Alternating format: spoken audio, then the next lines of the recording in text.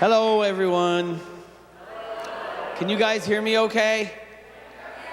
Good, that's good, I'm glad. Okay, so I'm very glad to be here tonight.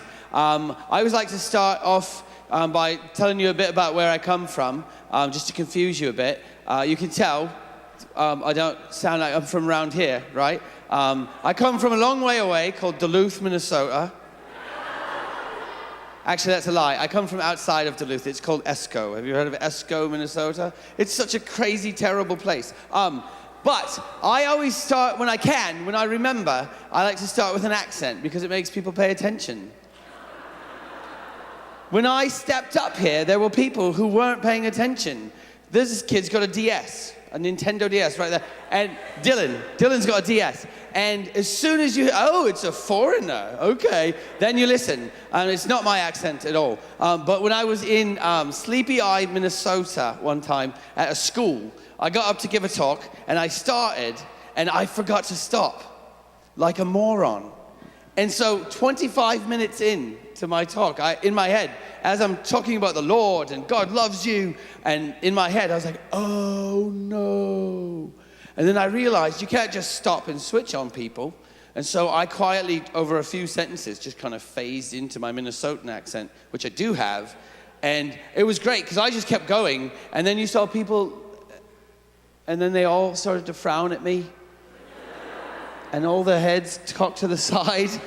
So then I had to stop and explain it. So my name's Nic Davidson. I come from Duluth, Minnesota. Esco, actually. But when I do an accent, it gets people's attention. But accents have gotten me in trouble recently. I was in Brainerd, Minnesota, speaking 4 weeks ago. And I got done, and I was on my way home. I live in St. Cloud right now, and it's an hour-long drive. And so I went to a McDonald's drive-thru. Do any teenagers here work at McDonald's? Any? Okay, good. I'm going to make fun of those people. Because it was like 10 at night, and I pulled into the drive-thru, and I guess the teenager was just tired. His shift was almost over, and he was bored. And so he was doing like a horrible Russian accent when he came on the microphone. And so I pulled up, and he came on, and he's like, hello, welcome to McDonald's. How may I help you? And so I said, yes, I would like a Big Mac and medium fries and a large coffee, please. And then there was this long pause. And I'm sure the guy inside was like, oh, stink. And so there was this long pause, and then he came back on and he said, would you like anything else? And so then I said, no, that's okay, that's it for me. And then there was a longer pause. And I was in my car just dying. And after forever, he said, okay, that will be $4, please. And I said, oh, yes, good, it will be good. I will pull forward. It will be good to see you at the front. Bye-bye. And I came around, and he never came to the window. A girl came to the first window, and some other kid came. And for 30 minutes on my drive, I just laughed alone in the car. Because I knew he was in the cooler hiding because he was afraid he had like offended a Russian mobster or something.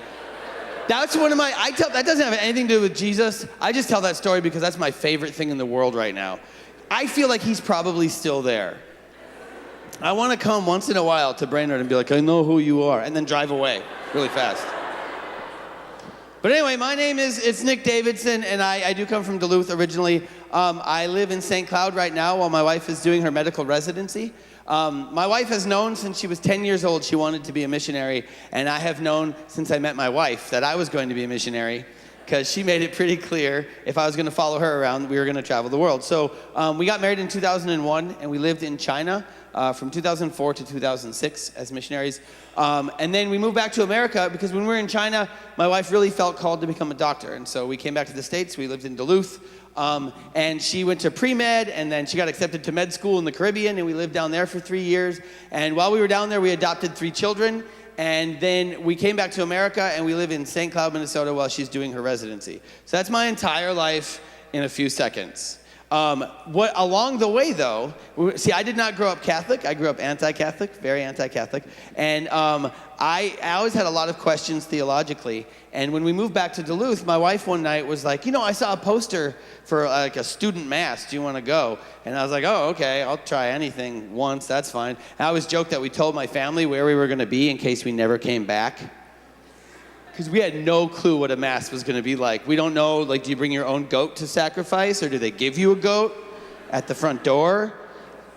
We had no clue. And we walked in, and it was well lit, and the music, we recognized the music, and everything was different than we expected it to be. And the priest came in, and I don't know exactly what I expected, somewhere around 147 years old on a hover-round, like just a motorized cart just coming.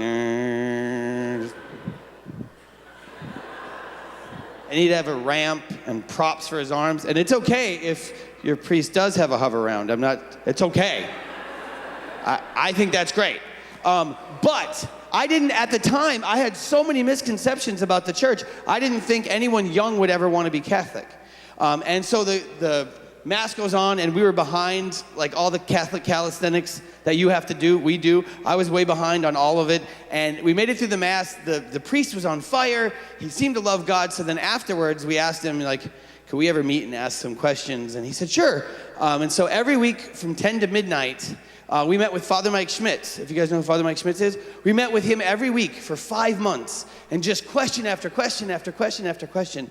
And at the end of those 5 months, we just had no questions left. So in 2008, we became Catholic.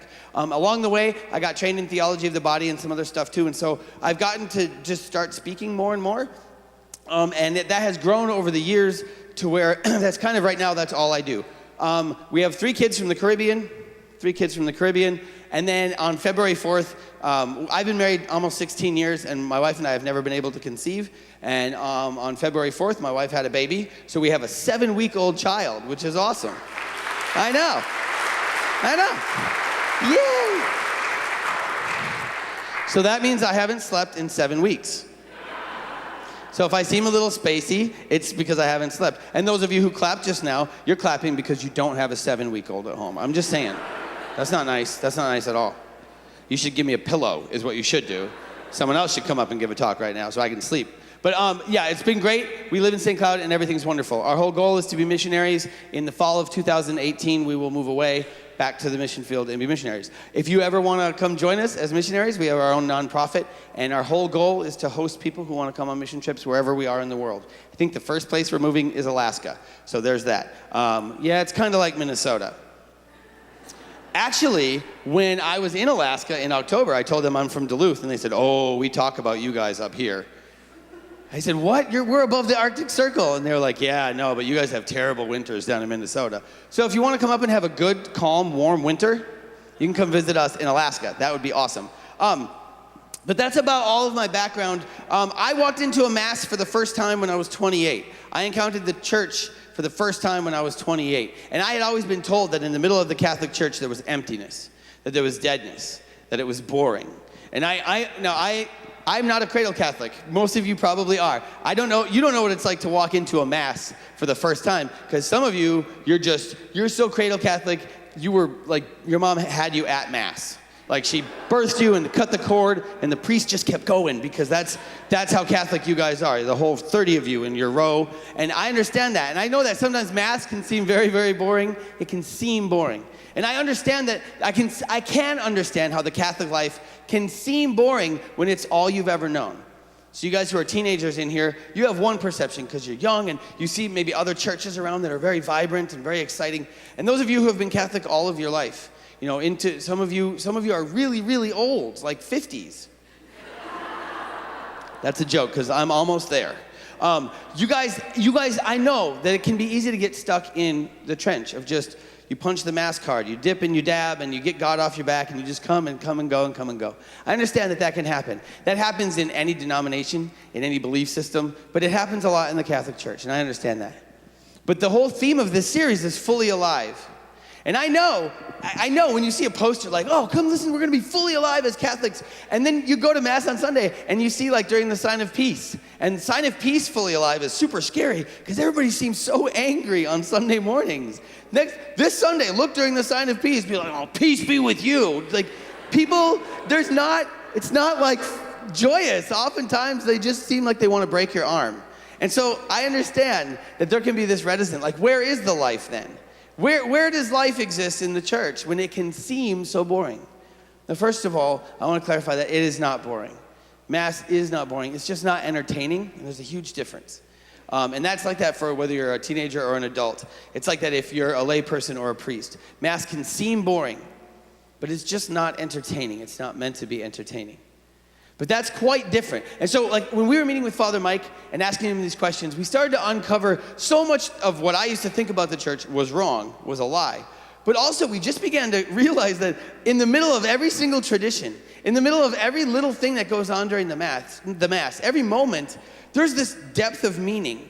And it wasn't just intellectually deep. I started to realize that in the Mass, at every second, Jesus is just trying to knock through the hardness of our hearts, the hardness of our minds, the darkened intellect and the weakened will. And he's trying to get at us. At any age, he's always just, hey guys, pay attention. Listen to me, come closer, come closer. That's what he's always trying to do.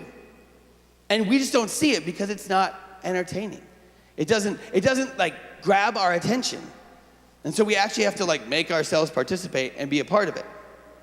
But there's a couple of things that I realized when I found the church that really changed things for me, and I think that they help when other people hear it too. The first thing you've got to understand, when you guys walk into church, into Mass on Sunday, or on a night like this, and you walk into church, you're not just walking into an empty room that people have, paid a lot of money to make it look beautiful. You're coming into a room that has been set apart because God loves you. Now, not just like cheesy God loves you, like God has to love me because he's God, but more along the lines of like, did you know that God likes you as well? Like, you know the difference, right? Like I have 4 kids and I love them.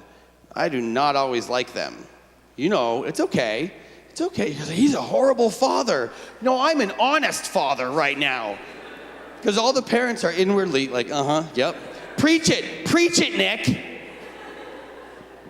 And it's the same way with kids. You love your parents, you just don't like them sometimes. My 5-year-old wants to burn the world down. So what am I gonna do? I love him, but I don't like the things he does sometimes. And what we don't understand is that God not only loves you, but when you approach him, he always likes you. He's good. He is only good. The God that can make you fully alive, the God that you want to approach, he only wants good things for you, forever. He never wants anything bad for you, and he never has for a moment. And we don't actually believe that. It seems like logical, like, oh yeah, that should make sense. But we don't live that out in our daily life. If we did, we would never distrust him. If we knew that he only wanted good things for us, we would open arms trust him with everything. But we don't, and it's a lot like this. So we were on this Caribbean island, and we adopted these kids. And when we adopted them, the youngest one was 16 months old when they first moved in. And when he was around 2 years old, somebody gave my son Davey Duplo. Do you know what Duplo are? Duplo are like those massive like Legos, but they're not Legos. They're not human-sized Legos. They're just, and they're done. They're just one click. They're so stupid. But they give them to little kids because 2-year-olds can't do anything. 2-year-olds are just so hilarious to watch because you're like, you might as well give up. You can't do anything right now. It's so great. So Davey was in his playroom, and somebody gave him a stack of Duplo. And I could hear him. I'm in my office. I could hear him with the Duplo just click, click, click, click, getting nowhere, ever. And I'm in my office, and I hear it start to build. And I hear click, click, click, click, click, click, click, click. And then there was this pause, and then I heard, ah! And he hurled all of his Duplo across the room.